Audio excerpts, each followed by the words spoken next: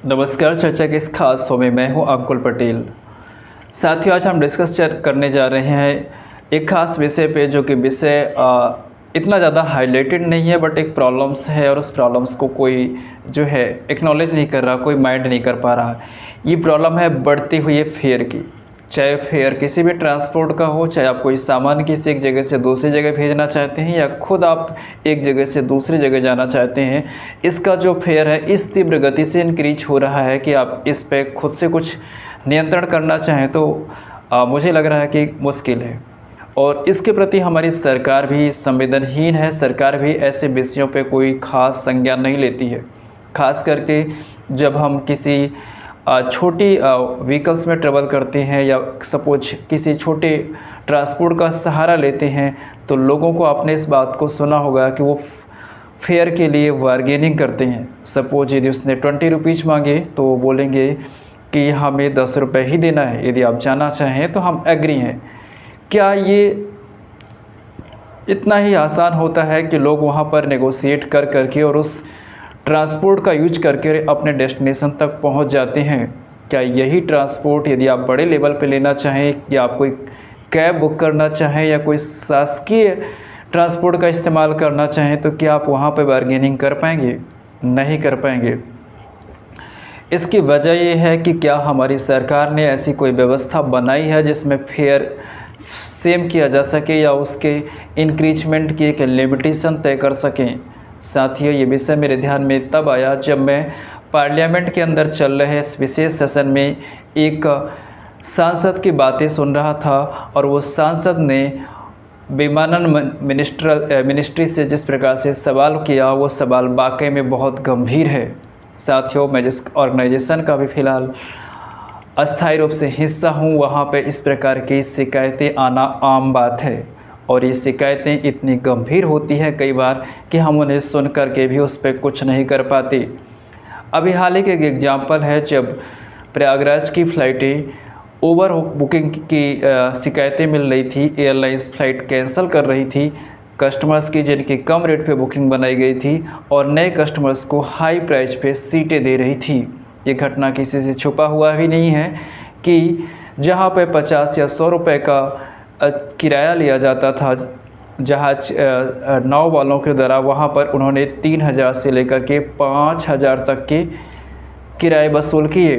इसके साथ साथ फ़्लाइट में फेयर डायनेमिक की नेचर के नाम पे जिस प्रकार से एयरलाइंस फेयर पे धांधली करती हैं और कस्टमर से अतिरिक्त पैसा वसूल करती हैं, उसकी खबरें कई बार हमने न्यूज़ चैनल्स पे, मीडिया पे या अखबारों में सुना होगा। लेकिन क्या ऐसी खबरों का कोई संज्ञान लेता है? मुझे लग रहा है कि कोई भी संज्ञान नहीं लेता और ये खबरें छपती हैं और फिर अगले दिन उनकी जगह कोई और नई खबर ले लेता है। क्या ये बातें हमारे सरकार में बैठे हुए लोगों को नहीं पता?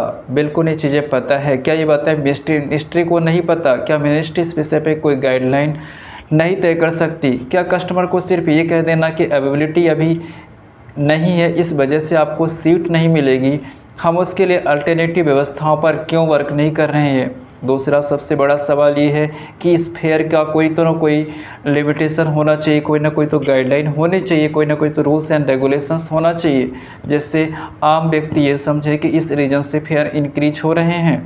साथियों, यदि ऐसा होता रहा तो आने वाले समय में जहाँ पर आम इंसान ट्रेवल कर सकता है, उसके लिए तो ये चीज़ें और मुश्किल हो जाएंगी। क्या कोई पैसेंजर यदि 1 मिनट या 5 मिनट डिले एयरपोर्ट पे पहुंचेगा तो कोई एयरलाइन क्या उसकी बोर्डिंग करेगी? बिल्कुल नहीं।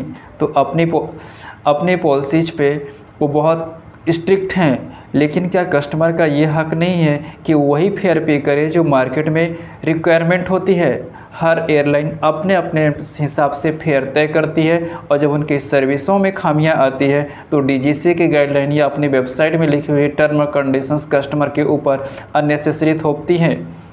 कस्टमर अपनी problem social media consumer forum में भी जाता है, बट वहाँ पर भी इन्वेस्टिगेशन और प्रोसीजर के नाम से सिर्फ उससे समय लिया जाता है और आखिरी में कोई रेजोल्यूशंस नहीं आते हैं। कुछ केसेस कोर्ट्स की ओर जाते हैं, लेकिन प्रोसीजिंग इतनी लंबी होती है कि कोई भी कस्टमर इतने लंबे समय तक उसके इस पे नहीं रह सकता, क्योंकि उसके जीवन में बाकी चीज़ें भी जुड़ी हुई होती हैं।